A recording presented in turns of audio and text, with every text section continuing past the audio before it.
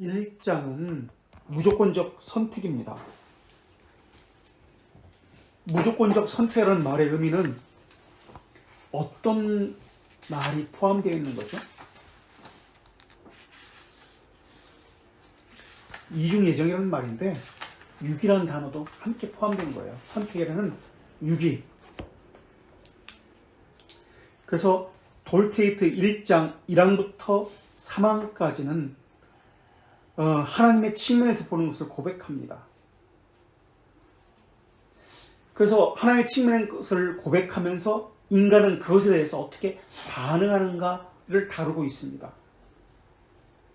왜 인간의 측면에서 볼 때 어떤 이들이 믿고 어떤 이들은 믿지 않는가 하는 겁니다. 그래서 1장부터 3장까지를 이렇게 설명하고 있고요. 4장에서는 복음에는 두 가지 반응이 나타난다.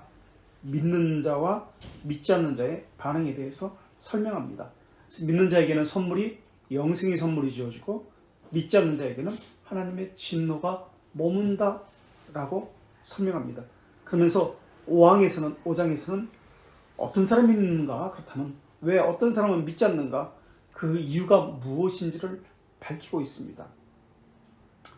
죄 문제를 말하면서 왜 죄를 짓느냐 할 때 각기 사람들은 다른 대답을 내놓습니다. 펠라기우스는 모방이다, 흉내낸다, 그렇게 이야기합니다. 그것도 틀린 말은 아닙니다. 모방적인 죄가 많이 있습니다. 그러나 그것이 근원적인 이유는 아닙니다. 아르미우스주의자들은 뭐라고 얘기하느냐면 왜 죄를 짓느냐, 의지가 약해서, 의지가 연약해서 죄를 짓는다고 이야기합니다. 그것도 틀린 말은 아닙니다. 그러나 그것도 근원적인 이유나 원인이 될 수 없습니다. 자유주의자들은 뭐라고 이야기하냐면 왜 죄를 짓는가? 사랑이 없어서라고 이야기합니다. 그것도 맞는 말입니다. 그러나 그것도 역시 근원적인 원인이 아닙니다. 그런데 이런 것을 가지고 교회를 바라보는 시각의 차이를 만들어냅니다. 그래서 어떤 사람은 교회를 사랑으로 이야기합니다. 사랑의 공동체라고 이야기합니다. 교회는 왜 분열되고 죄를 짓는가? 사랑이 없어서. 교회가 왜 죄를 짓는가? 자유의지, 의지가 없어서. 왜 죄를 짓는가? 모방해서. 이런 식으로 이야기합니다. 그래서 그들도, 자유주의 신학자들도 출교 기강을 이야기합니다. 사랑의 공동체이기 때문에 사랑을 깨트리는 자를 출교시켜야 된다. 그래서 교회를 기강을 세워야 된다 라고 이야기합니다. 이게 하르낙이라는 사람의 주장입니다. 자유주의 신학자, 독일의. 그래서 자유주의자들은 교회를 사랑의 공동체라고 이야기합니다. 왜 이렇게 사랑이 없어? 이들의 사상은, 이렇게 말하는 사람은 자유주의 신학에 물들었구나 라고 그렇게 이해하시면 됩니다. 교회 일치를 그럼, 그들도 교회 4가지 속성이 있잖아요. 뭐죠? 일치성 또는 단일성, 통일성, 또 하나의 거룩하고 거룩성, 하나의 일치성 나왔죠? 거룩하고 사도성. 처음부터 우리 신앙 고백대로 하나의 거룩하고 보편적이며 사도적인 교회를 믿습니다. 보편성, 사도성입니다. 이 4가지를 자유주의 신학자들도 이야기합니다. 교회 표지라고 이야기해요. 로마 카톨릭도 이것을 이야기합니다. 교회 표지라고. 그렇다면 단일성은, 교회 일치성, 무엇으로 일치? 자유주의 신학자들은 사랑으로 일치하는 데고 로마 카톨릭은 교황 아래 일치하는 거예요. 교황 제도, 교황 제도 아래 하나된 교회를 이야기해요. 거룩성은 로마 카톨릭 자체가 거룩하다고 이야기해요. 보편성은 세계 어디든 로마 카톨릭 교회가 있다고 이야기해요. 사도성은 베드로 사도성을 이어받았다고 이야기해요. 그래서 4가지를 이야기해요. 똑같아요, 우리하고. 그래서 이 4가지 교회 표지를 가졌기 때문에 자기들은 참된 교회다라고 이야기합니다. 그 다음 우리는 참된 교회 표지를 뭐라고 얘기하죠? 이 4가지를 가지고 참된 교회다, 아니다를 이야기하나요? 아니요. 아닙니다. 우리는 참된 교회를 말씀과 성례. 예, 순전한 말씀과 성례의 바른 집행이에요. 그리고 기강의 실행이고요. 그런데 자유주의자들은 교회를 사랑의 공동체라고 이야기합니다. 그러면서 네 가지 단일성, 거룩성, 보편성, 서로성이 참된 교회의 표지라고 이야기합니다. 이게 교회야? 왜 이렇게 사랑이 없어? 자유주의 신학에 물었다.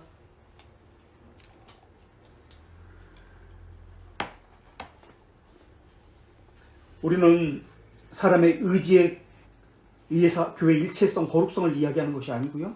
사람의 사랑에 의해서 일치성, 거룩성, 사도성, 보편성을 이야기하는 것이 아니고 제도의 근거를 둔 것도 아닙니다. 우리는 하나님의 예정을 가지고 이야기해야 됩니다. 죄는 모방도 아니고 사랑이 부족해서도 아니고 의지가 약해서도 아닙니다. 이런 것은 근거가 있습니다. 그러나 이 모든 것은 하나님의 예정에 종속되어야 합니다. 원인이 아니에요. 예정에 종속되어야 해요. 인간의 관점과 하나님의 구원의 관계는 수평적인 것이 아닙니다. 근데 사람들은 이걸 수평이라고 생각해요. 함께 보는 거예요. 종속의 관계로 봐야 되는데 수평의 관계로 두고 있어요. 종속의 관계입니다.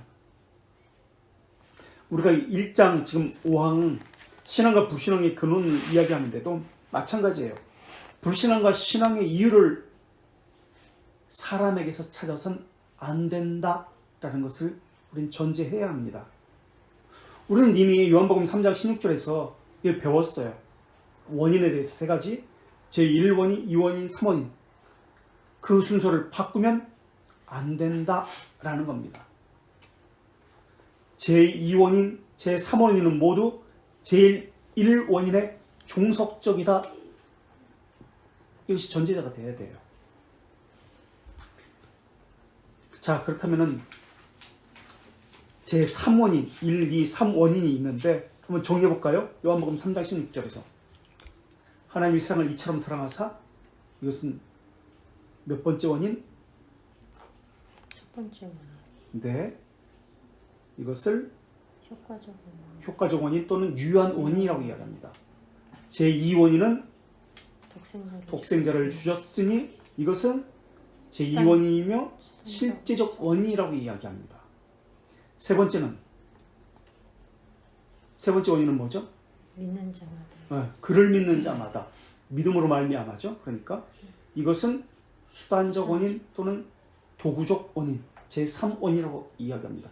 그래서 결과는 영생을 얻게 된다라는 것이죠. 자, 그렇다면 실제적 원인, 독생자를 주셨으니 첫 번째부터 얘기할까요? 유한 원인 또는 효과적 원인, 독생자를 주셨으니 실제적 원인, 믿음으로 말미암아 수단적 또는 도구적 원인인데 1장 5절에서 지금 1장 5절이 아니라 지금 5장하고 있죠. 돌트레이트 1장 5항 신앙과 불신앙의 근원은 믿음으로 말미암아를 이야기하고 있는 것입니다. 그러니까 믿음으로 말미암아는 몇 번째 원인이죠? 세 번째 원인. 네. 도구적 원인 또는 수단적 원인을 이야기하고 있죠. 그것을 지금 밝히고 있는 것이 1장 5항입니다. 자, 그러니까 불신앙의 원인은 믿음으로 말미암아 때문에 일어난다라고 이야기하고 있어요. 그런데 제가 뭐라고 얘기했냐면 이 원인, 제3원인은 첫 번째 원인에 종속되어야 한다라고 이야기하고 있어요. 이 순서 바꾸면 안 된다고 얘기하고 있어요. 그러니까 독생자를 믿는 자마다 이것은 하나님의 자비하심에 종속되어야 한다. 그러니까 믿음이라는 것은 믿음 때문에가 아니라 하나님의 자비하심에 종속되었다. 이것을 선물이라는 개념으로 우리는 이야기하죠. 선물을 받았다. 하나님의 자비하심에 의해서. 이것을 빼먹고 이야기하면 이건 잘못된 사상으로 나아가게 되어 있어요. 믿음 때문에가 되게 되어 있어요. 그래서 3, 4장에서 2장에서는 돌트리트 1장에서는 뭘 가지고 전체적인 주제를 가지고 설명하죠? 요한복음 3장 16절에서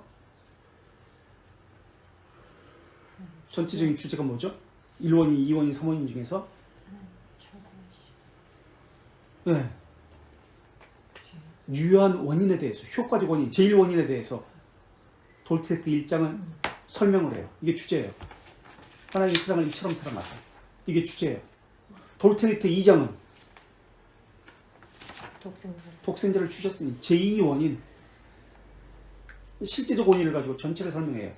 3, 4장은 돌트레이트 3, 4장은 믿음으로 말미암아 도구적 원인 또는 수단적 원인, 이것을 가지고 전체를 설명해요. 그렇다면 돌트레이트 5장은 영생을 얻게 하려 하십니다. 성도의 견인, 이것을 가지고 설명해요. 자, 이 구조가 잡혔습니다. 그런데 1장 5항에서는 하나님의 예정을 설명을, 그러니까 강조를 하면서 이야기하고 있습니다. 신앙에, 어떤 사람은 신앙을 갖고 불신앙을 갖습니다. 그 이유는 하나님의 예정을 강조합니다. 왜냐하면 1장 자체가 하나님의 자비하심, 이처럼 사랑하사, 요한복음 3장 16절에 제1원이 전체 주제라고 얘기했죠. 그러니까 당연히 하나님의 자비하심을 가지고 이것을 전체 설명합니다. 그래서 예정을 1장 5항에서는 강조합니다. 그렇다면 2장 6항을 한번 찾아가 보실래요? 제목 한번 보세요. 1장 5항은 신앙과 불신앙의 근원이었는데 2장 6항을 한번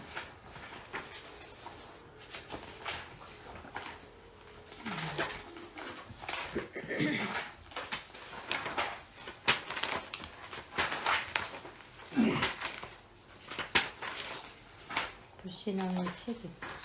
네, 2장 6항의 제목은 불신앙의 책임이에요. 하나님과 인간의 측면, 영과 신간의 측면을 이야기하는 거예요.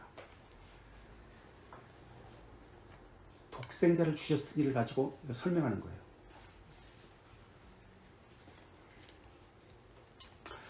사람들은 하나님의 예정과 사람의 자유의지가 충돌을 일으킨다고 생각해요.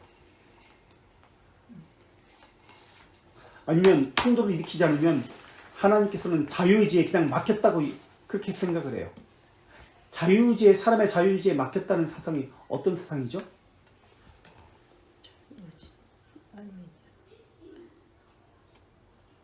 자연신론, 계몽주의자들. 어떤 법칙에 의해서 자연이, 세계가 그냥 돌아가게 됐다. 하나님의 섭리를 부정하죠.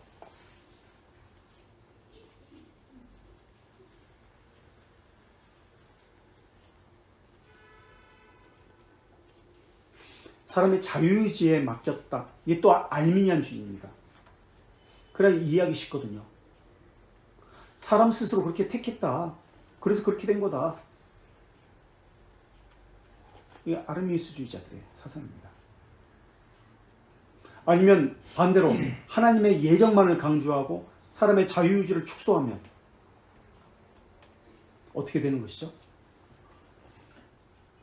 운명론적으로 빠지게 됩니다. 꼭두각신의 사람은 모든 것이 정해졌대 다.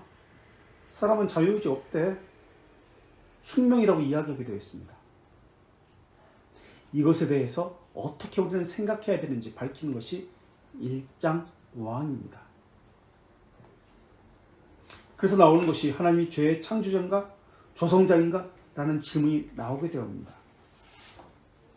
그래서 결론적으로 말하면 하나님의 측면에서는 무상의 선물이고 사람의 측면에서는 회개의 삶입니다. 그래서 오늘 1장 5항에서는 믿는 자마다 라는 것을 가지고 수단적 원인을 가지고 이야기하고 있지만은 제 첫 번째 원인, 유효한 원인을 고려해야 된다.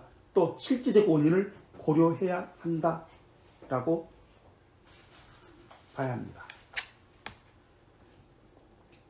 그래서 선한 기쁨은 1장 6항에서 다시 설명합니다. 자, 무조건적 선택과 유기다. 이게 1장의 주제입니다. 이게 아르미우스주의자들이 싫어하는 교리예요. 그들은 인간의 행위 업적을 중요시해 봅니다. 그래서 구원 얻게 하는 자유의지를 강조하죠. 이것은 하나님의 측면과 인간의 측면에서 인간의 측면만 강조하는 것이죠. 이것은 예수님의 삼중직 가운데 어떤 것을 부인하는 것이다? 아르미우스주의자들은, 소치니우스주의자들은 제사장. 선지. 어떻게 해? 다 틀렸어. 세 가지 중에 하나겠죠. 네. 제사장, 왕, 선지자. 그것을 부인하는 것은 그들은 중보자를 부인해요. 제사장. 중보자라는 것은 유일한 구원자라는 것을 부인해요. 자기 행위로 구원받는다라는 인간적인 측면을 강조하기 때문에 신성을 부인하는 거예요. 그래서 무상의 선물도 부인합니다. 믿음은 무상의 선물이 아니에요. 획득하는 거지. 그들의 입장에서 말하면 획득하는 것이지. 그렇다면 믿음이 선물이다, 구원도 선물이다 라는 뜻이 무엇일까요? 믿음이 하나님의 선물이라는 뜻이 무엇일까요? 우리 72페이지 3, 4장 14장 보실래요? 72페이지. 하나님의 선물로 여겨져야 된다. 72페이지 14장 첫째, 인간이 원하는 대로 수용하거나 거절하도록 하나님께서 그에게 제한하기 때문이 아니고 두 번째, 인간에게 실제로 부여되고 불어넣고 그리고 주입된 것이기 때문이다. 주입됐다고 얘기합니다. 이게 아니고 주입된 것이다. 불어넣고 주입된 것이다. 그래서 선물이다라고 얘기해요. 불어넣고 주입됐기 때문에 선물이다. 세 번째, 사망 또는 하나님께서 믿을 수 있는 능력이나 힘을 베풀어 인간이 자신의 자유의지를 실행하여 그 구원의 의미에 동의하고 그리스도를 실제로 믿도록 하기 때문도 아니다. 아니다. 사항 그분이 바라고 행하도록 인간 안에 역사하고 정말 모든 자 안에 모든 것을 믿게 하는 의지와 믿는 행위를 일으키기 때문이다. 믿음의 선물은 영원한 작정에 근거합니다. 라는 것을 이야기하고 있는 거예요. 믿음이 믿음이 선물인데 이것이 필요한 이유는 영적으로 인간이 죽었기 때문에 판단의 주체인 오성, 사고의 주체인 이성이 이기적으로 치우쳐졌기 때문에 구원하는 선을 구할 힘도 없고 악한 성향으로 빠지는 의지만 있기 때문에 그래서 선물이 필요하다라고 이야기합니다. 자, 이 부분 3장 14장 다시 한번 볼게요. 첫 번째 1항에서 하나님이 그에게 제한도 아니다라고 나옵니다. 제한하는 거 아니라고 그래요. 근데 아르미우스주의자들은 72페이지 지금 하고 있어요. 제한이라고 이야기합니다. 설득이라고 이야기합니다. 설득시켜달라. 날 이해시켜달라. 제한하는 것이라고 이야기합니다. 근데 이 2항에서 아니다. 인간에게 실제 부여하고 불어넣고 주입된 것이다. 이렇게 이야기합니다. 그래서 첫 번째는 1항은 아니다. 3번째는 2항은 이것이다. 3항은 아니다. 4항은 이것이다. 이런 구조로 지금 되어 있습니다. 그래서 영적으로 죽어있기 때문에 하나님이 직접 불어 넣어주신 것이다. 4항에서 하나님께서 인간에 직접 역사하고 믿도록 의지와 믿는 행위를 일으켰기 때문이다. 이렇게 설명합니다.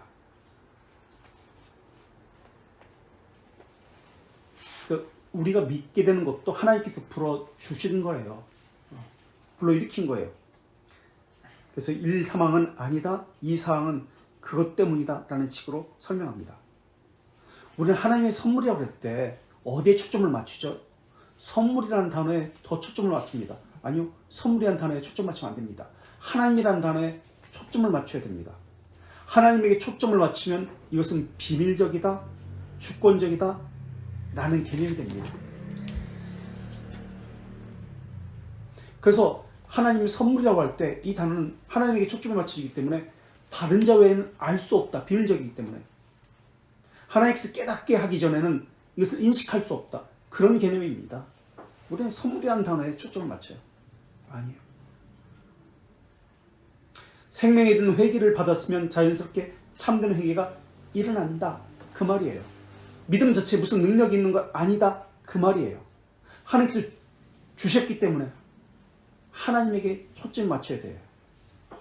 수용하게 만드시는 것도 하나님이고 그것을 순종하고 받아들이게 만드는 것도 하나님이다 라는 말입니다. 그러니까 모든 것이 하나님으로부터 비롯됐다. 하나님의 은혜다. 그런 의미에서 하나님의 선물이다 라고 이해하시면 됩니다.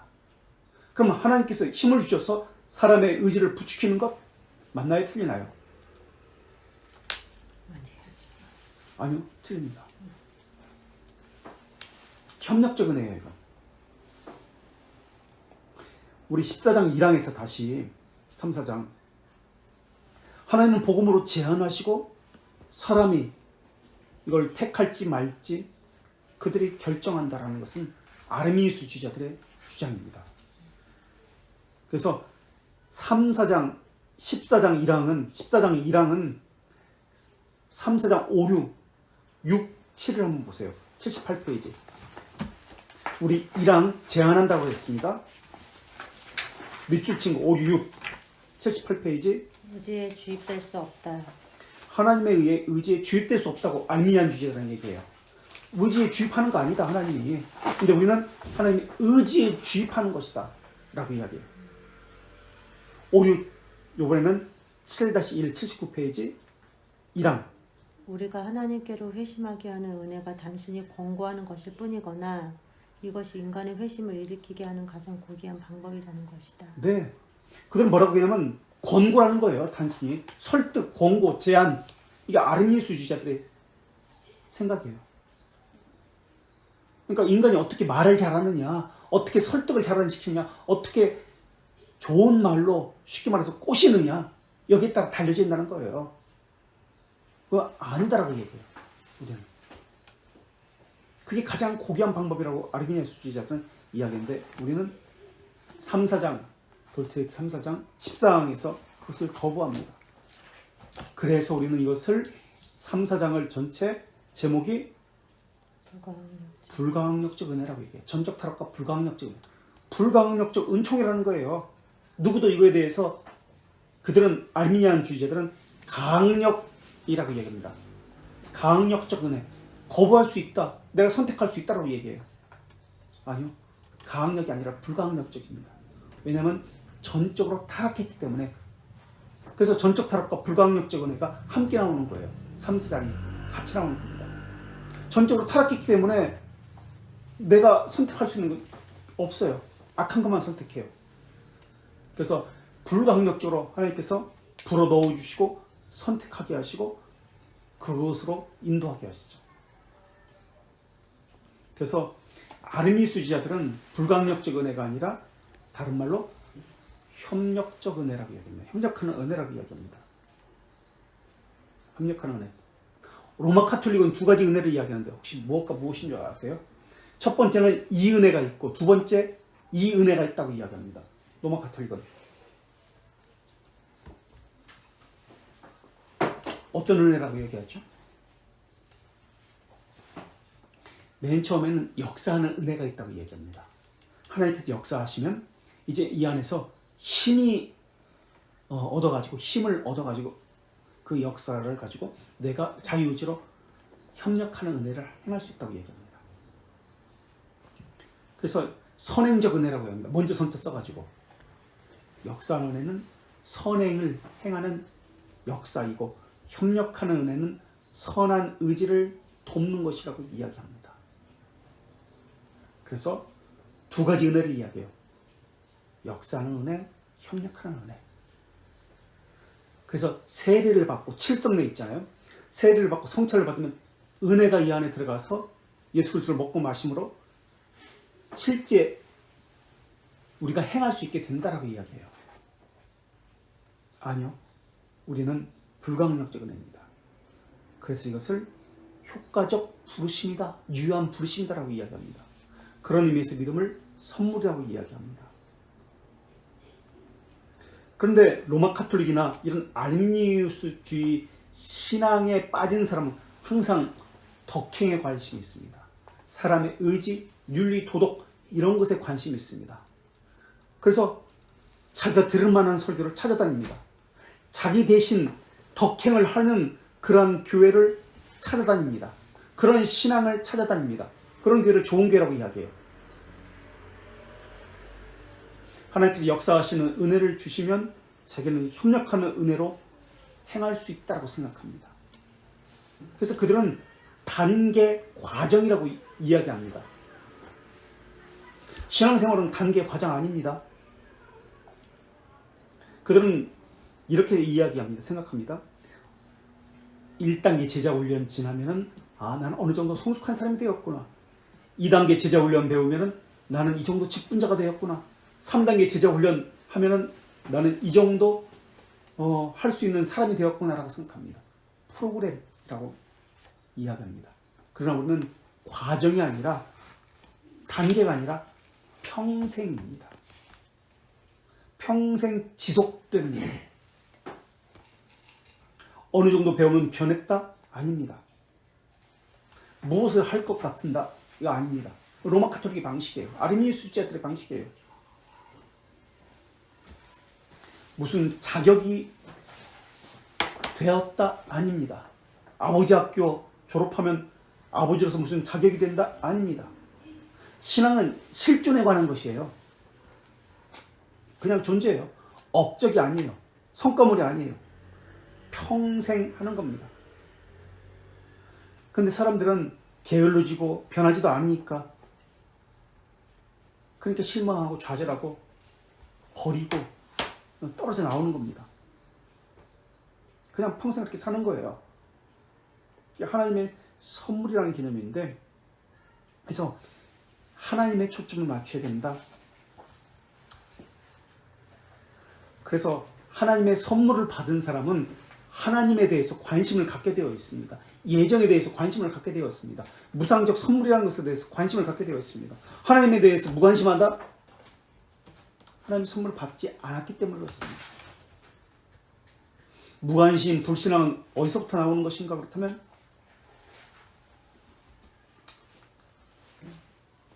하나님께서 예정했으니까 하나님께서 모든 것을 책임져야 하는가? 우리는 이미 이것을 배웠는데요. 우리 돌트레이트 2장 6항 한번 보실래요? 61페이지 밑줄 친 거. 자신의 잘못 때문이다. 잘못 때문이다라고 합니다. 전적으로 그들의 잘못 때문이다. 돌트레이트 1장 15절 2항 50페이지 밑줄 친 것도 한번 보실래요? 1장 15절 2항 50페이지 밑줄 친 것. 2항 15장 2항 1장. 그들은 자발적으로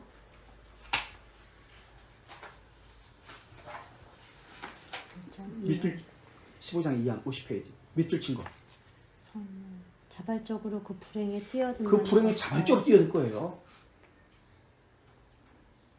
자, 이번엔 3, 4장 9항이랑 1절 70페이지 3, 4장 9항 1절 밑줄 친 거. 허물, 더 폴트는 우리가 지난 시간에 했던 거. 70페이지 1항 밑줄 친 거. 허물은 그들 자신에게 있어. 그 자신에게 있다고 했어요. 폴트는 하나님의 자비하심과 예수 그리스도의 구속과 믿음은 수평 관계가 아니라 종속 관계입니다. 하나님의 자비하심에서 그 모든 것들이 이루어진 겁니다. 이 순서를 바꾸면 안 돼요. 믿음도 마찬가지예요. 대등 관계로 보면 안 돼요. 모두 하나님의 자비하심에 속한 겁니다. 성경에는 원죄라는 말이 없습니다. 서방교에서는 원죄라고 사용하지만, 그래서 우리도 원죄라고 이야기해요. 동방교에서는 이것을 조상의 죄라고 이야기합니다. 어거스틴은 이것을 현세욕이라고 이야기합니다. 그러니까 꼭 원죄라는 단어를 고집할 이유는 없습니다. 성경에 나오는 단어가 아니에요. 하지만 원죄가 말하고자 하는 그 의미가 무엇인지를 알아야 합니다. 그 의미가 중요합니다. 그 단어가 중요한 게 아니라 그 의미를 알고 그 단어를 써야 합니다. 우리가 원죄가 무엇인지 소규리 문답 25문 224페이지 나옵니다. 소규리 문답 25문 224. 원제가 무엇이지? 설명하고 있죠? 대규리 문답 25문 죄송해요. 224. 대규리 문답 224. 25문 대규리 문답. 창조된 의의 상태가 부족한 것과 다 읽을까요? 인간의 타락한 상태의 죄성은 아담이 범한 첫 번째 죄의 범죄를 구성하고 창조된 의의 상태가 부족한 것과 본성의 타락을 구성한다. 그 결과 어떻게 됐죠? 그는 영적으로 선한 모든 것에 부적당하고 불능하고 반대가 되었고 모든 악에 전적으로 그리고 지속해서 치우치게 됐다. 이것을 흔히 원죄라 부르고 그것으로부터 실제적인 모든 범죄가 나온다. 예, 원죄로부터 실제적인 범죄, 실행죄가 나온다라고 이야기합니다.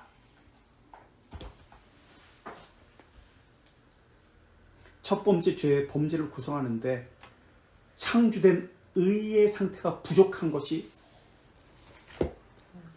창조된 의의 상태를 뭐라고 얘기했죠 우리가? 원의. 원의라고 얘기했습니다. 이것이 부족하대요. 원의가 부족한 것. 그리고 또 원죄는 두 가지 것으로 구성되어 있습니다. 원의가 부족한 것과 본성의 타락으로 구성됩니다. 이게 원죄라는 의미예요. 원의가 부족한 것과 본성의 타락으로 구성되어 있습니다. 이게 원죄입니다. 원의가 부족한 것과 본성의 타락. 이게 원죄입니다. 그러니까 원죄라는 단어가 중요한 게 아니라 그것이 무엇을 의미하는지 이게 중요해요. 원죄는 두 가지로 이루어졌습니다. 그것이 두 가지 것이 원죄입니다. 원의가 부족한 것, 본성의 타락. 이것이 원죄입니다. 거기서부터 원죄로부터 실행죄가 나옵니다. 또는 자범죄가 나옵니다. 라고 이야기되어 있습니다. 자, 성경에는 이 신앙고백서는 죄와 죄들이라는 단어가 단수와 복수가 나옵니다. 이걸 어떻게 구별할까요? 죄는 무엇이고 죄들은 무엇일까요? 우리 한번 찾아볼까요? 죄라는 단어. 소개령 문답 14문 또는 15문 보면 단수로 표현되어 있습니다. 죄. 영어 단어도 한번 보세요. 영어 단어에 분명히 단수로 나옵니다. 그죠? 그 단어는 단수로 죄가 나오면은 이 단어는 원죄를 이야기합니다. 단수로 죄라는 단어, S자가 붙으면 영어로 단수로 나오면 원죄를 이야기하고요. 죄들, 여러분 14, 15는 지금 단수로 되어 있습니다. 14문하고 15문 소개령 문답, 그죠? 찾았죠? 네. 이번에는 33문 한번 보실래요? 소개령 문답 33문. 83문에도 이거 나옵니다. 83문 안 찾아볼게요. 33문. 거기는 죄 33문. 소개령 문답. 이건 칭의. 대결이 문제일까요? 소개령 문답 33문인데. 33문은 칭의. 그 내용 중에서. 예.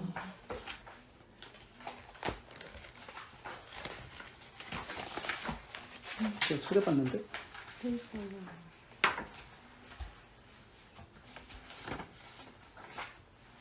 아, 83문 한번 보실래요, 그러면? 33문. 대결이면 되겠나? 내가 죄들로 봤는데. 여기 같아요. 83문입니다. 83문. 예. 율법을 어긴 모든 범죄는 동등하게 가증스러운가. 여기서는 S가 붙어요. S자 붙였죠? 예. 네. 범죄. 83문 S자가 붙였죠? 예. 네.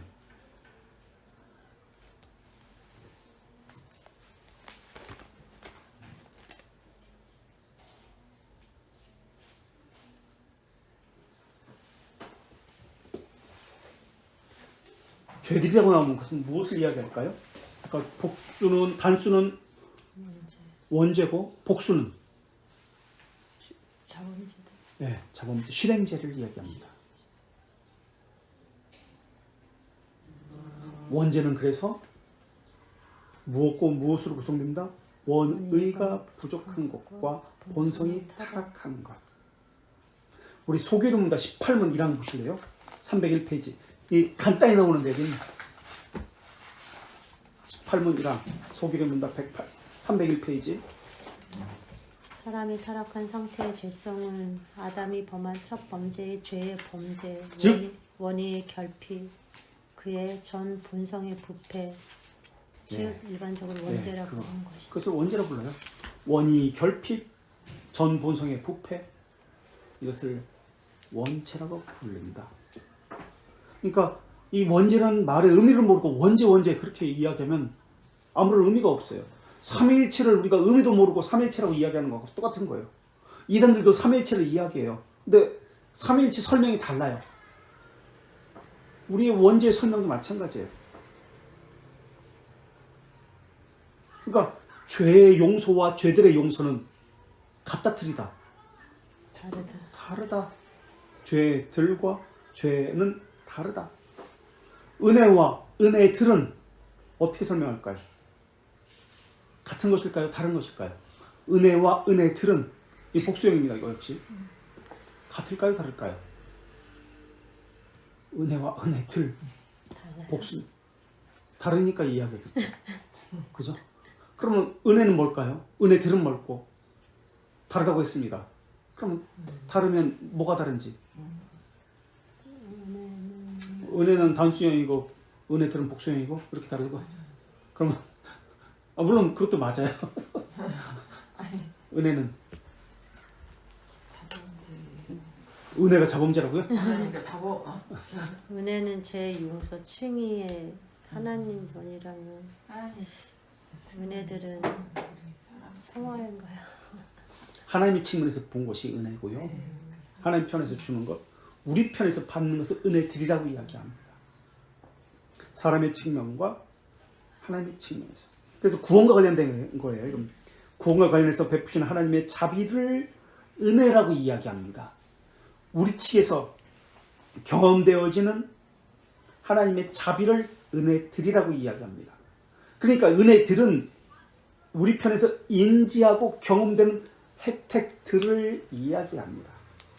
은혜들은 무엇과 관련되어 있을까요? 그렇다면 우리에게 경험되어지고 받는 혜택들이니까 견인과 관련되어집니다.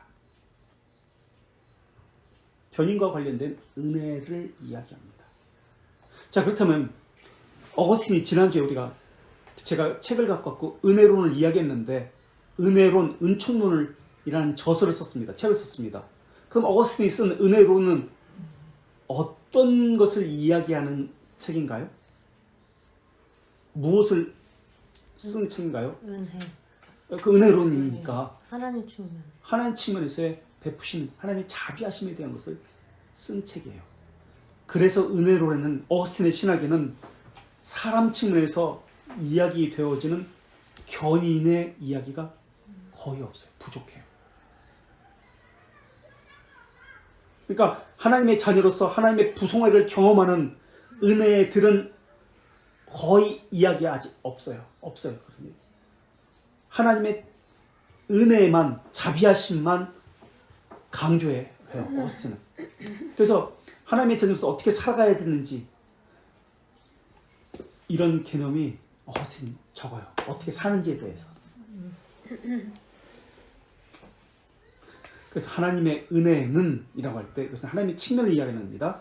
불가항력적이고 무조건적인 은혜다라고 합니다. 사람에게 선택권이 없습니다.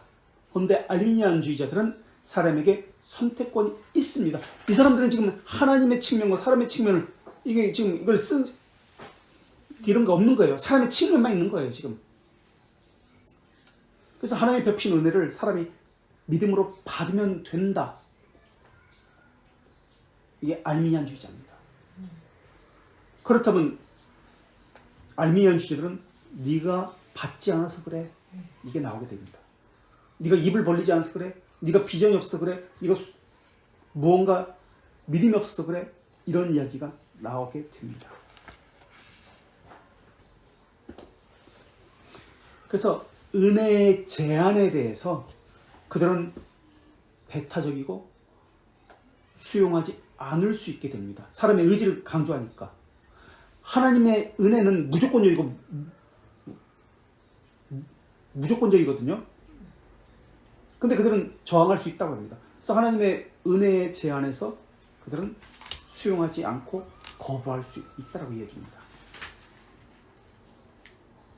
하나님의 진노를 아까 뭐라고 얘기했죠? 우리는 불이 떨어지고 하늘이 뭐 두 쪽이 나고 땅이 갈라져서 다 죽고, 이것도 물론 하나님의 진노지만은 무관심, 유기, 오늘 이거 단어로 얘기하면 유기라는 것은 내버려두는, 자기 멋대로 하게 내버려두는 거, 승승장구하게 그냥 내버려두는 거, 자기 하고 싶은 대로 결정하는 거, 이걸 하나님의 진노라는 측면에서 이야기했습니다.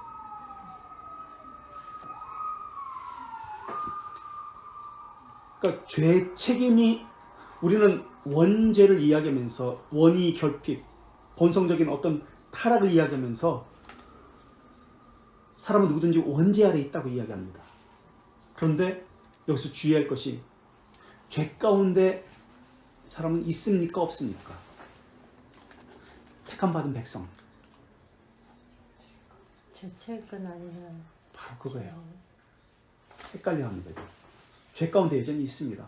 그러나 죄의 책임은 없어졌습니다. 죄 책이 없어진 것하고 죄가 없었다는 말하고는 다른 말이에요. 그런데 구원파나 다른 사람들은 죄가 없어졌다라고 이야기합니다. 아니, 죄가 없어진 거 아니에요. 죄의 책임이 없어진 겁니다. 하나님의 진노는, 우리 육이라고 얘기했습니다. 진노는 육이 내버려둡니다.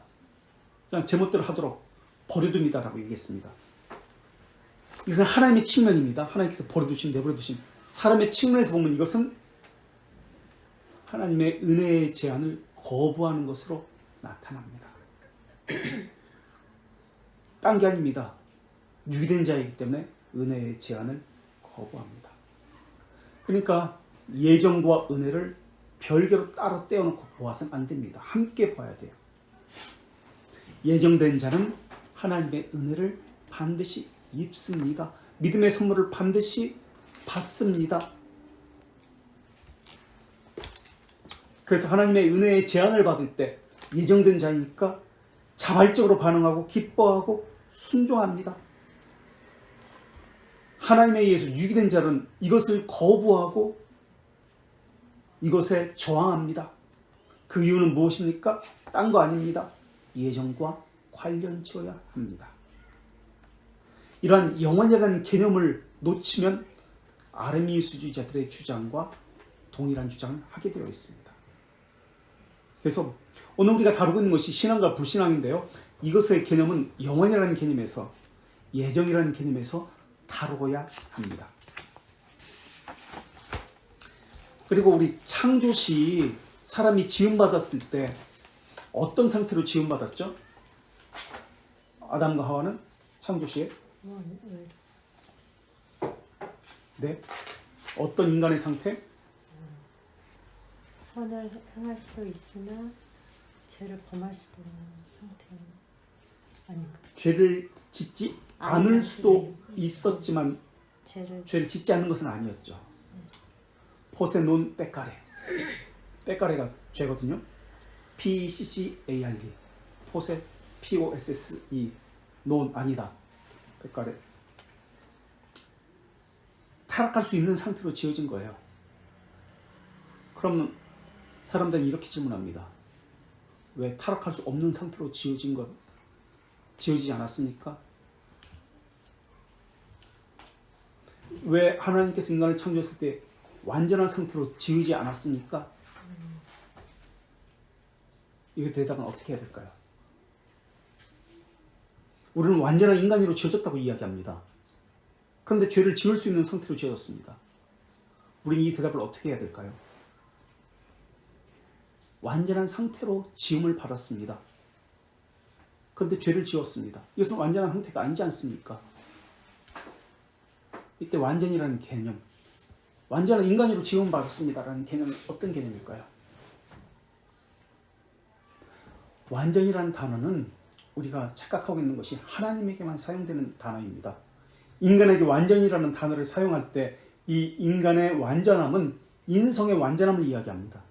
그러니까 배고프하고 울고 슬퍼하고 피곤하면 자야 되고 하는 인성을 이야기합니다. 그게 완전이라는 개념입니다. 인간 다음의 상태, 완전 인간 다음의 상태를 이야기하지 하나님처럼 완벽한 그러한 것을 이야기하는 것이 아닙니다. 근데 사람들은 착각하고 있어요. 완전이라는 개념을 인간에게 적용할 때 하나님처럼이라고 생각하고 있어요. 죄를 안 짓는.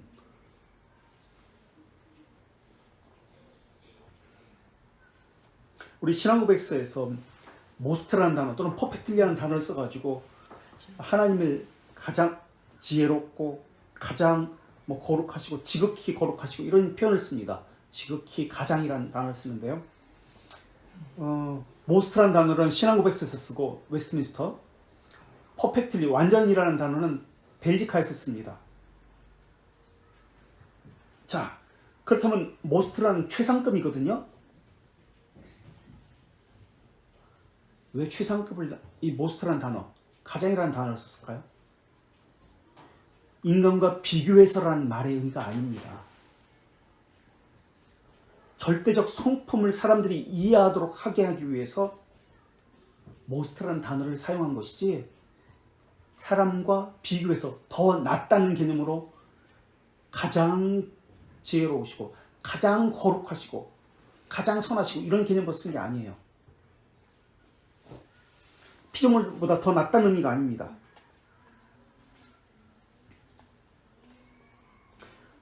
완전한 것은 하나님에게는 없습니다.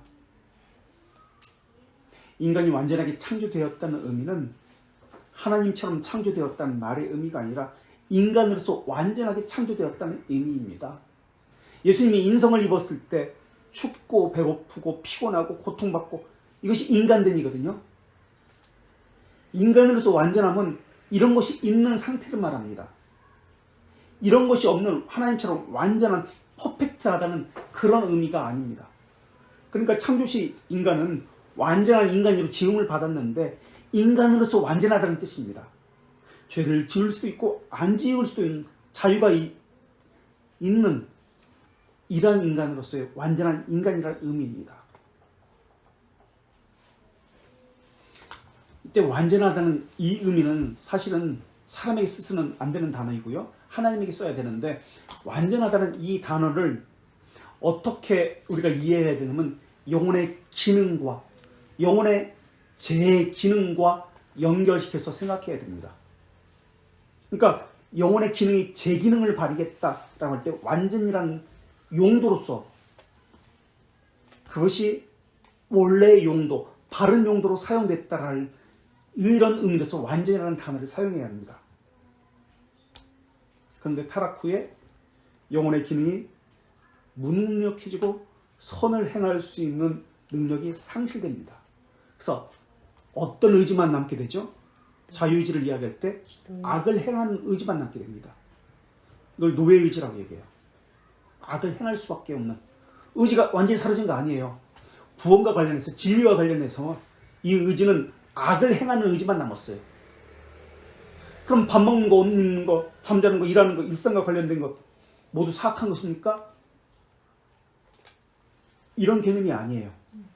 영적인 선과 관련돼서 악을 행한다는 의미이지 자유의지가 없었다 그런 의미가 아니에요. 의지가 있어요. 일상과 관련해서는 여전히 행합니다. 일하고 하나님과 관련된 구원, 진리와 관련해 적용시키는 것입니다. 자유의지의 타락은. 일반적인 것은 하나님의 섭리에 의존하지 않아도 일어납니다. 이런 건 노예의지라는 말을 쓰지 않습니다. 밥 먹고 잠자고 이런 것은 하나님의 섭리에 물론 그것도 있지만은 구원과 관련되어질 때 노예의지라는 단어를 사용합니다. 그렇다면 하나님의 은혜가 임하면은 어떤 일들이 발생됩니까? 물론 사람이 갑자기 변해질 수 있습니다. 하나님의 은혜가 주어질 때, 믿음의 선물이 주어질 때 그 개념은 어떤 의미일까요? 사람이 갑자기 변해서 악한 사람이 거룩해지고 그런 개념일까요? 그런 개념도 없지 않아 있습니다만은 그런 개념보다도 은혜가 임할 때 죄가 선명하게 드러납니다. 이것으로 이해하는 것이 좋습니다. 죄에 대해서 각성하게 됩니다. 하나님이 어떤 분인지 하나님의 속성에 대해서 자각하게 됩니다. 은혜가 주어지면 내가 무엇이 바뀐다는 개념보다도 내 안에 죄가 선명하게 보입니다. 하나님의 어떠하심이 지각됩니다. 그런 개념입니다. 이게 하나님의 은혜라는 개념이에요. 그래서 우리가 은혜를 받으려고 어떤 제수치여 행동을 하면 안 됩니다. 프로그램을 만들어서 은혜 받을 수 있다라고 그렇게 하면 안 됩니다. 하나님은 은혜를 베푸실 때 하나님이 자비하심에만 의존합니다. 제1원인에만 의존합니다. 이것을 성경에서는 뭐라고 얘기하죠? 어떤 단어를 사용하죠? 자비하심에만 의존합니다.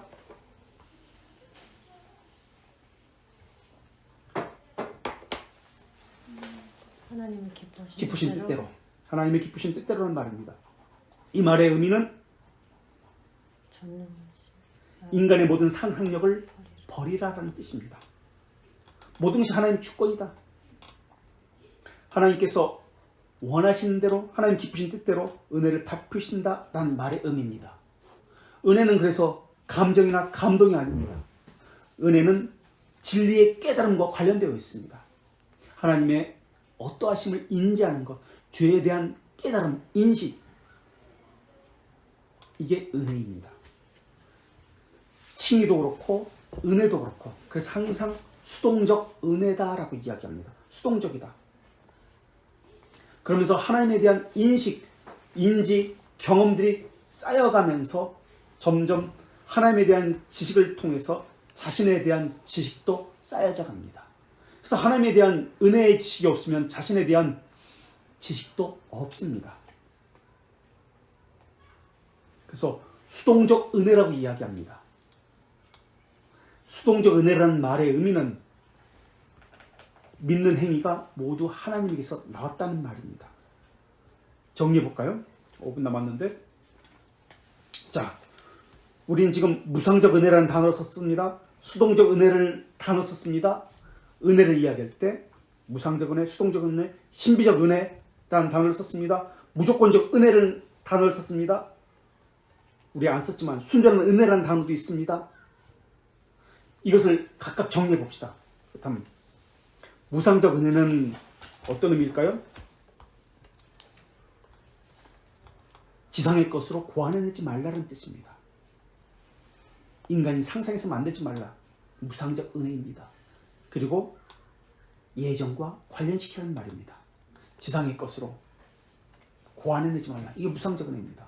인간의 것으로 고안해내지 말라. 이게 무상적 은혜입니다. 예정과 관련된 것입니다. 무상적 은혜라는 개념입니다. 개념 정리합니다. 수동적 은혜라는 것은 모든 것이 하나님에게서만 기인합니다. 이게 수동적 은혜입니다. 협력하는 은혜가 아닙니다. 하나님에게서만 기인합니다. 이게 수동적 은혜라는 뜻입니다. 신비적 은혜라는 말은 은혜를 이야기할 때 이렇게 다양하게 무상적 은혜, 수동적 은혜, 신비적 은혜라는 말, 이런 말을 쓰는데 신비적 은혜라는 말의 의미는 은혜가 누구에게 주어질지 모릅니다 라는 뜻입니다. 다시 말하면 누구에게 은혜가 주어지는지에 대해서 관심을 갖지 말라라는 뜻입니다. 이 말은 다시 말하면 선택된 자에게 은혜가 주어지잖아요. 선택된 자에게 은혜가 주어지는데 그것에 관심을 갖지 말라. 우리는 그가 누군지 모른다라는 뜻입니다. 이게 신비적 은혜라는 말의 뜻입니다. 그렇다면 무조건적 은혜라는 말의 의미는 무엇일까요? 개념 정리하고 있습니다. 인간의 어떤 조건에도 의지하지 않습니다 라는 의미입니다. 하나님의 기쁘신 뜻에만 의지합니다 라는 의미가 무조건적 은혜라는 뜻입니다. 무조건적 은혜는 사람에게 의존하지 않습니다. 어떤 조건에도 의지하지 않습니다. 하나님 기쁘신 뜻에만 따릅니다 라는 뜻입니다. 그렇다면 순전한 은혜라는 뜻은 무슨 뜻일까요? 하나님의 선택은 영원에서 이루어지며 하나님의 뜻에만 따른다는 의미입니다. 이게 순전한 은혜라는 뜻이에요. 하나님의 뜻에만 따른다.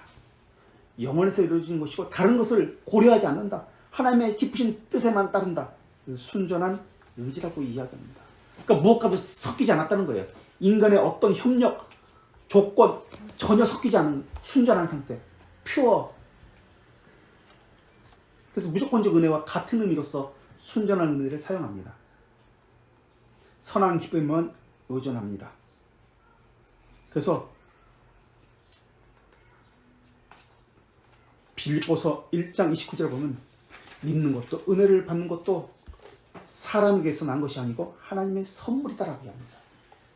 불가항력적 은혜이기 때문에 하나님의 선물이라고 이야기합니다. 그런데 사람의 의지와 하나님의 예정이 충돌을 일으키는 것처럼 보입니다. 이것은 사람의 측면에서 보기 때문에 그렇습니다. 하나님의 의지는 단일한 의지입니다. 우리에게는 다양하게 보이지만 하나님의 의지는 항상 하나입니다. 모순이 일어나지 않습니다.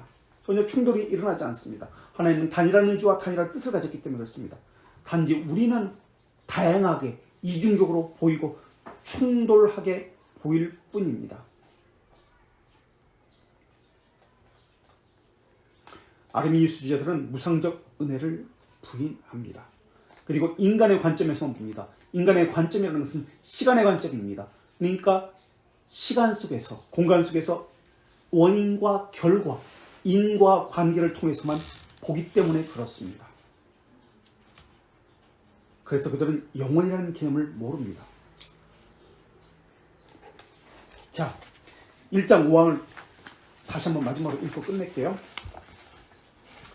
44페이지. 이런 불신앙만 아니라 다른 모든 죄의 원인 또는 범죄는 하나님 안에 결코 없고 단지 인간 안에만 있습니다.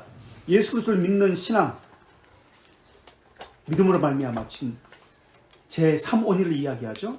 그분으로 말미암는 구원은 하나님의 무상적 선물입니다. 그래서 제가 무상적 선물, 신비적 은혜, 이거 다 지금 은혜 이야기를 했습니다. 이것에 대해서 말씀은 이렇게 기록되어 있습니다. 에베소서 2장 8절에 또 빌립보서 1장 29절에 너희는 그 은혜의 믿음으로 말미암아 구원을 받으니 이것은 너희에게 난 것이 아니요 하나님의 선물이라. 또 그리스도를 위하여 너희에게 은혜를 주시면 다만 그를 믿을 뿐만 아니라고 설명합니다. 혹시 여기까지 질문이나 나누고 싶은 거 있으면 좀 나눠주실래요?